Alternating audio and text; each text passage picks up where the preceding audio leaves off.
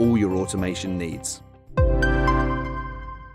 Latest podcast from i4 Automation. We've moved locations, so sorry if it's a bit echoey. We are working on the sound. This is our first one in our new location. As we're developing the podcast, we're trying to make it easier for ourselves to share some information with you. So today we've got two things to cover. We've got a bit of an update on UniCloud. It's had a bit of an upgrade. And then we're going to cover analogues. We're going to explain about how analog inputs, analog outputs work. Just the basics, just to sort of give you a bit of grounding on that. And that's the same for all PLCs, not just Unitronics. So to start off with the UniCloud, we had a bit of an update. Was it last week? Might have been the week before. Yeah, so it's only 2 weeks old. So they've had a bit of a refresh on that, haven't they? It's not a major update, I don't think. No, but there's a couple of new features in there. Version 2.9.7 is now available, and we've now got the option to have machines communicate to each other directly through the cloud, so you can create some logic gates in there to say, right, when this happens in one machine, make something happen in one of the other machines, turn on some bits, make some adjustments there directly from there, which is quite handy. We've also got extended data logging, so you can now see in the data who makes what changes at what time. That's useful, isn't it? Yeah, it just gives accountability, doesn't it? Definitely a feature update that people have asked for, which is really quite nice. And then also it's got auto renewal on the subscription. So at the moment you get a notification to say the subscription's coming to an end, but now it's going to do that automatically, update the renewal for you if you choose to. Then it can automatically update. You don't have to worry about keeping on top of these subscriptions, because if you've got a year subscription, it does come to the end at some point. Comes around quickly. Exactly. Here we are already into another month into a new year. It's crazy how quickly time goes. Exactly, yeah. And they've also finalised the new dashboard templates that we mentioned a couple of weeks back. Yeah, that's really cool. There's a number of templates there, so you can really get started nice and quickly with the UniCloud, just making it easier for you to integrate. Yeah, exactly. And it's really good to have that added into the system officially, and it's a really good system, which is only getting better. I think that's the main headline here, that UniCloud are always making improvements. Making some changes. Exactly. And we are seeing more and more customers want that functionality. And when they get that functionality, they're finding that their customers, their end users, are really enjoying having that function available to them. With the UniCloud setup, allow remote access as well as data logging directly to the cloud. Okay, that's good. So we'll move on and talk about analogues. Yes. Now, I think I was talking to you earlier and I was saying, for me, it was a bit of an eye-opener, because I was working with PLCs and working with some digitals, and then we started using analogues, and I didn't understand how they worked for a long time. And it was only when somebody explained this to me. Now, I've got a nice piece of paper here with a graph on it, which I will try with the whizzy graphics to pop up on screen. But basically what we've got here is an analog input, and we've got 4 to 20, 0 to 10 inputs typically, or 0 to 20 milliamps. Yeah. So the 4 to 20 is a milliamp signal. Now the difference between a current input and a voltage input, basically the current is good if in case you get an open circuit. So if a wire gets cut, if you've got a 4 to 20 signal, it's going to go to 0. So you're going to know there's a problem with your signal. Yep. 0 to 10 is handy and really easy to measure. Yes. You can get your multimeter across those terminals. I was going to say AVO, but I thought you could just gloss over it. You can put your meter across the terminals, you can measure your 0 to 10 volts. Yep. The example I've got here in front of me is 0 to 10 volts. And what I've done, I've just shown you where we have the different inputs for a 8-bit, 10-bit and 12-bit to show you the resolution. So if you have 5 volts coming in or going out, they both work the same at half those inputs. So on a 12-bit, which is 0 to 496. So you've got a data register within the PLC that's going to count from 0 to 496. When you've got 5 volts, it's going to be half of that. Yeah. Quite simple maths. It's 2048. Yes.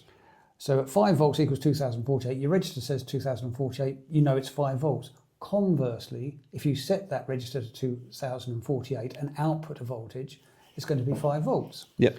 Now that 0 to 5 volt signal might equate in the real world to the distance, the depth of a hopper. So you know how high it is or how full to the top. It could be converted to meters. Yeah. It could be weight. It could be flow rate. Yeah, effectively, instead of it being a 0 or 1 on or off state, you're measuring an actual value between these 2 points, and you can get yourself a reading back in there. It could be a speed reading, like you say, it could be the amount of liquid left inside a hopper or something like that, or how amount of material left inside a hopper. And you can just get that value to give you a range into the PLC. Rather than it being a 1 or a 0, we've now got the option to be able to put a range of values in there. And that can be, like you say, 0 to 10 volts, which over a longer distance, you might get a voltage drop. And if that's an issue... True, yeah, in terms of your cabling. Yeah, then if that's an issue, then you might want to go to a 0 to 20 milliamp signal, which, as you say, can be a 4 to 20 milliamp signal. It basically truncates the bottom off of that signal, so you don't get so any you lose extra. a little bit of resolution, Exactly. but you do get that protection because it starts further down. If you look at the graph, if you go 4 to 20, you lose the beginning of the signal. Exactly, yeah. So then you can use that inside your project. As you say, if a wire falls off and you get below 4 milliamps, then you know straight away that there's an issue with the wiring or something that has gone wrong inside the terminal. So you get that that fault built into it if you're doing that. Yeah, it gives you that error finding. Yes, exactly. So you can say if it is actually 4 milliamps, you could say it was, you're in that error of less than 4 milliamps. If the count is less than, I would say it's an error. A lot of the analog outputs on the Unistream Unitronic systems go 4 to 20 milliamps, so you've got an increased resolution on that, to be fair. But on the inputs, you can either set it to 0 to 20 milliamps or 4 to 20 milliamps, and then that's where it's truncated, as we say. So it's still, if you've got an analog input on the Unistream Unitronic system, which is 4 to 20 milliamps, it is still a 0 to 20 milliamp input, but it just ignores that first 4 milliamps so that you can have that error finding on there as well. So on the PLCs, let's think about this. The Vision ones are normally jumper settings. Yep. So you've got to go in there, take the back off the cover and change some jumpers to set it to the right. Analog input or analog output. Yep. The To Unistream, swap between 0 to 10 and 4 to 20. the Unistream. The Unistream, it's set in the software. Oh, set in the software, so Yeah. that's quite good. And also you can set thermocouples. Now I've not mentioned thermocouples because they're non-linear. Yeah, and with PT100s as well. PT100 is very common. Now thermocouple generates a millivolt proportional to the temperature, and it's a non-linear scale.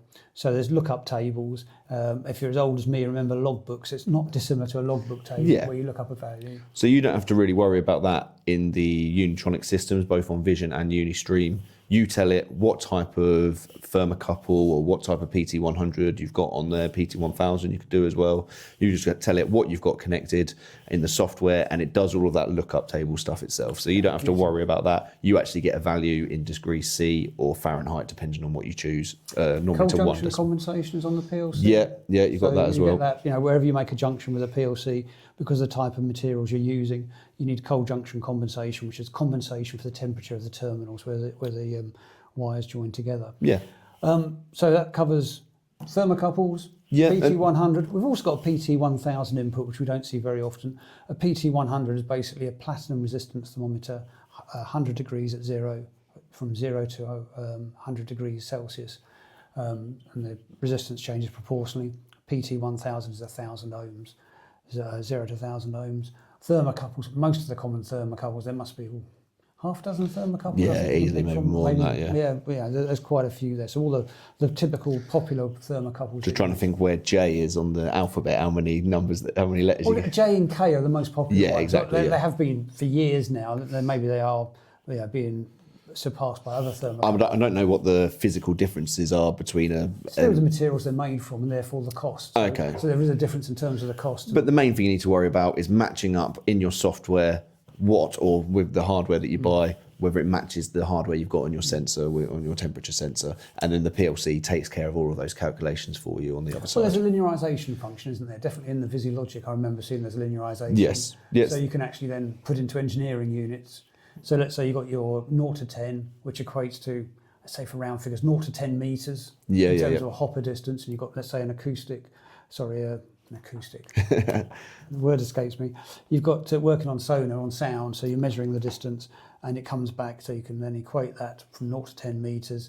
So you can say, okay, when it's generating an alarm, if it's greater than or less than that particular number that's fed back to the register, let's say it's 12 bits, so it's 4096, and then you can then say, equate that to engineering units and trigger the alarm to say when it's low, very low, and the machine's going to stop because the feed's going to stop. Yeah. So you can do that all by doing it is greater than or less than symbols, doing maths formulas within the PLC.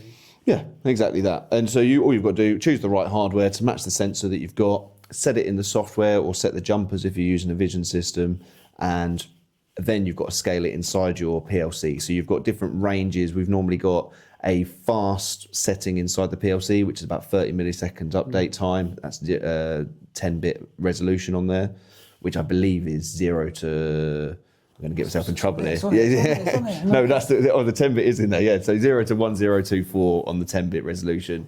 Go up to a 12-bit resolution or a 14-bit resolution. You get obviously a higher range of values in there, and that means you've got more accuracy. Though the update time does slow down to about 100 milliseconds. Okay, so you lose the update with a higher accuracy. Yeah. The exception to that, just excuse me, is on the Ethernet I/O. Yes, you've got 16-bit resolution modules So on if there. you really need to go to town, I don't know many applications that need 16-bit. But Yeah, we'll talk about the Ethernet I/O though. You need to select whether you want 4 to 20 milliamps or 0 to 10 volts inputs or outputs at the hardware stage, whereas on the native I/O for the Unistream and for the VisiLogic, they can be switched between 0 to 10 volts or 4 to 20 milliamps, depending on the bank that you're using. So quite a wide choice there for different applications. Yeah. For your analogues, the thing to remember is an analog input just equates a number in a register proportional to the value you're reading. Yeah. So it's just a matter of thinking how much accuracy I need, what sort of changes I'm likely to see, and therefore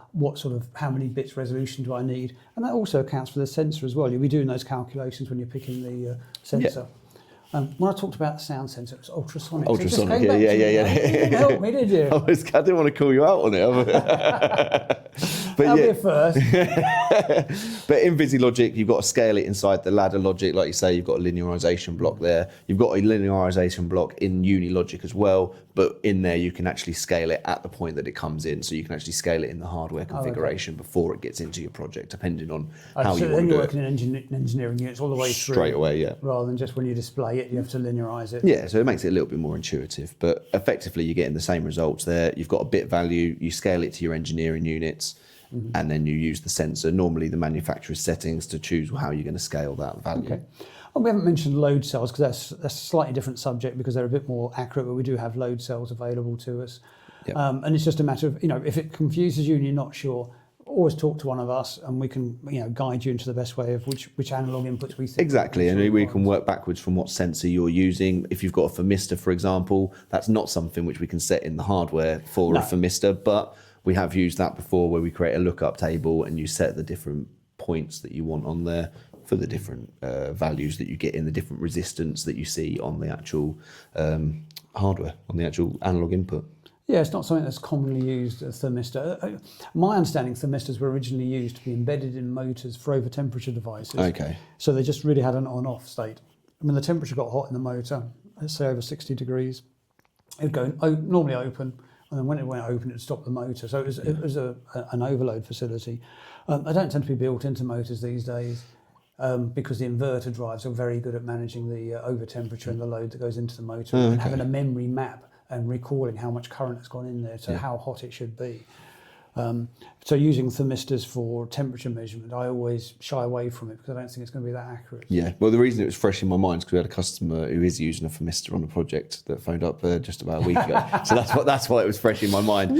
And I said to him, I sort of advised away from it. I told him the way to do it with the lookup, and he said, okay, so the accuracy is going to depend on how many entries I put into this data table. Yeah. So his own lookup table. So a bit like the thermocouple, because it's non-linear. You're always going back and checking it. Is it greater than or is it less than? Yeah. And going up and down the table. But you can get the raw value coming into the analog input that you can use for the thermistor. So it is possible, and he didn't actually need a lot of accuracy on his. He was only going to have about 5 different points on his thermistor that he could check the. I think that's the thing, isn't it? It's fit for purpose, isn't it? Exactly. The thermistor, it's not a wide temperature range. That's fine. And that's why we're here, though, to help you. I've got this sensor. I need to plug it into my control system. What's the best way of doing it? How much program time is it going to take? What hardware should I be using to achieve the results that I want to achieve? And that's exactly what we're here for. And that's why we're explaining the analog inputs and outputs. I thought it'd be useful. It's something I came across the other day, and I thought, I remember it being a really eye-opening moment for me with PLCs because I did a lot of digital, a lot of logic, and we started getting analog signals into PLCs. And it was like, how does this actually work? It was magic. And then I realised, it's just a number that goes into the register that proportional to the scale. Yeah, exactly. So I will post this on the on a better picture so you can see it, and that should give you an idea in terms of what we're talking about. If you have any questions, contact us. Don't forget, like and subscribe. See you now. Thanks a lot. Bye bye. All your automation needs.